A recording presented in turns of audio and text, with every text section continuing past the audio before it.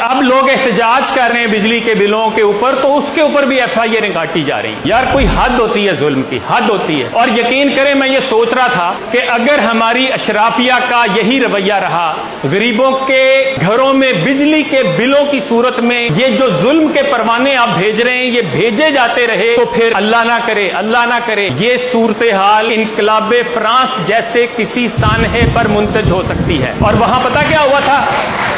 سن لیں ذرا، ول ڈیورنٹ مشہور مورخ اور فلسفی اپنی کتاب ہیروز آف ہسٹری میں لکھتا ہے کہ ملکہ جو فرانس کی تھی، میری اینٹوائنٹ جین، پیرس سے 23 میل دور خوبصورت محل میں وہ رہتی تھی، اور اس نے غریبوں کا مذاق اڑاتے ہوئے طنزیہ ایک جملہ یہ کہا تھا کہ اگر ان کو روٹی نہیں ملتی تو یہ کیک کیوں نہیں کھا لیتے۔ اور اس کے بعد جب ہجوم بفرا تو اس ملکہ اور اس کے شوہر لوئی کو پکڑا گیا، انہی کی گاڑی میں بٹھا کر گلوٹین تک لایا گیا۔ گلوٹین کس کو کہتے ہیں جانتے ہیں؟ وہ جو ایک چھرا آتا ہے اوپر سے چرخیوں پہ گھومتا ہوا اور نیچے آ کے گردن کو کاٹ کے رکھ دیتا ہے، اس کو گلوٹین کہتے ہیں۔ وہاں لایا گیا اور اس کے سامنے اس کے شوہر لوئی کو پہلے اس کا سر تن سے جدا کیا گیا۔ ملکہ کے ساتھ اس کے اس جملے کی وجہ سے اتنا غبار تھا لوگوں کے اندر کہ اس کو مجبور کیا گیا کہ وہ اپنے کپڑے اپنے پہرے داروں کے سامنے تبدیل کرے۔ وہ ماتمی لباس پہننا چاہتی تھی، اسے اس کی اجازت نہیں دی گئی۔ اس کے ہاتھ پیچھے باندھے گئے،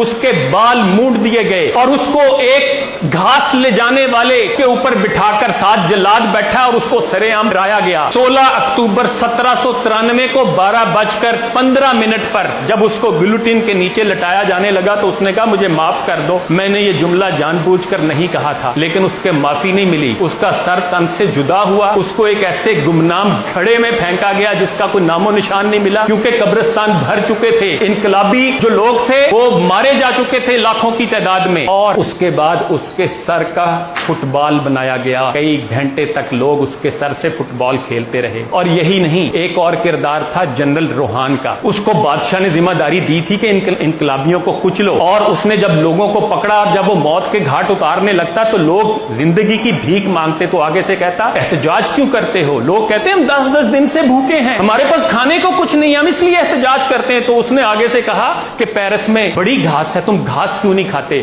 اسی جرنیل کو گلوٹین کے پاس کھڑا کر کے گھاس کھانے پہ مجبور کیا گیا، اور پھر اس کے منہ میں گھاس ٹھونس دی گئی، اور اس کے بعد اس کو گلوٹین پہ لٹا کے اس کا سر بھی تن سے جدا کر دیا گیا۔ میں میسج دیتا ہوں پاکستان کی اشرافیہ کو کہ خدارہ بس کر دیں، خدارہ بس کر دیں، اس عوام کا اتنا امتحان نہ لیں۔ یہ نہ ہو کہ یہ غریب عوام پھر آپ کے گریبانوں تک پہنچے تو آپ کو بھاگنے کو راستہ نہ ملے۔